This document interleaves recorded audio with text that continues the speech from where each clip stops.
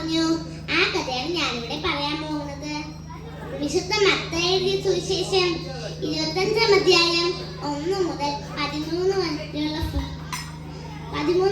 ഭാഗങ്ങൾ ഒന്ന് കണ്ണോടിച്ചാൽ നമുക്ക് 10 കന്യമാരെ കാണാൻ കഴിയും. വിളക്കുമായി മണവാളനെ വരവേൽക്കാൻ പോയവരാണ് ഈ 10 കന്യമാർ. 10 കന്യമാരിൽ 5 കന്യമാർക്ക് ബുദ്ധിയില്ലായിരുന്നു. അതെന്താണെന്ന് അറിയാമോ? അവർ വിളക്കെടുത്തപ്പോൾ എണ്ണ എടുക്കാൻ മറന്നുപോയി.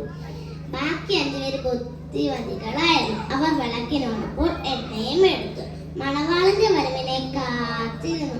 പക്ഷേ മണവാളൻ വരാൻ വൈകിപ്പോയി. കന്യമാരെല്ലാം മയങ്ങിപ്പോയി.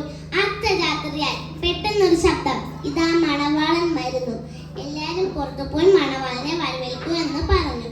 ശബ്ദം കേട്ടോടനെ എല്ലാരും എഴുന്നേറ്റ് വിളക്ക് കൊളുത്തി. അപ്പോഴാണ് തങ്ങൾക്ക് അബദ്ധം പറ്റിയ കാര്യം ബുദ്ധിയില്ലാത്ത 5 കന്യമാരും തിരിച്ചറിഞ്ഞത്. എണ്ണയില്ലാതെ അവരുടെ വിളക്കുകൾ കെടാൻ തുടങ്ങി.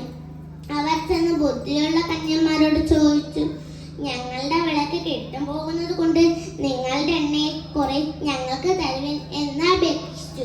പക്ഷെ ബുദ്ധിയുള്ളവരോ അവർക്ക് കൊടുത്തില്ല.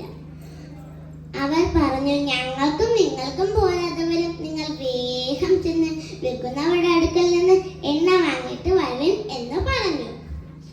അവർ പരസ്പരം ചോദിക്കുകയാണ്, നാമിനെ എന്തു ചെയ്യും? മണവാളൻ വരാൻ സമയമായി. ഒന്നും ആലോചിക്കണ്ട, വേഗം പോയി എണ്ണ വാങ്ങിയിട്ട് വരാം എന്ന് പറഞ്ഞു. ബുദ്ധിയില്ലാത്ത 5 കന്യമാരും എണ്ണ വാങ്ങാൻ പോയപ്പോഴത്തേക്കും മണവാളൻ വന്നു. ഒഴിഞ്ഞിരുന്ന കന്യമാർ മണവാളന്റെ കൂടെ കല്യാണ സദ്യക്കായി പോയി.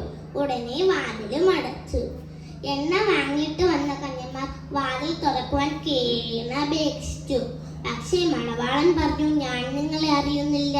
പാപം കന്യമാർ വളരെയധികം വിഷമിച്ചു. എന്നാലും ആ വാതിൽ തുറന്നില്ല.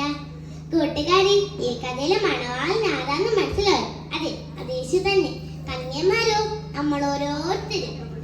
മണവാളനായ യേശു എപ്പോൾ വരുമെന്നറിയാത്തത് കൊണ്ട് നാം എപ്പോഴും ഒരുങ്ങിയിരിക്കണം. എങ്ങനെയാണെന്നല്ലേ? യേശുവിന്റെ വചനമനുസരിച്ച് ജീവിതം ക്രമീകരിക്കണം. നല്ല മക്കളായി ജീവിക്കണം. ഇതോടുകൂടെ എൻ്റെ കഥ ഇവിടെ അവസാനിക്കുന്നു. നന്ദി, നമസ്കാരം.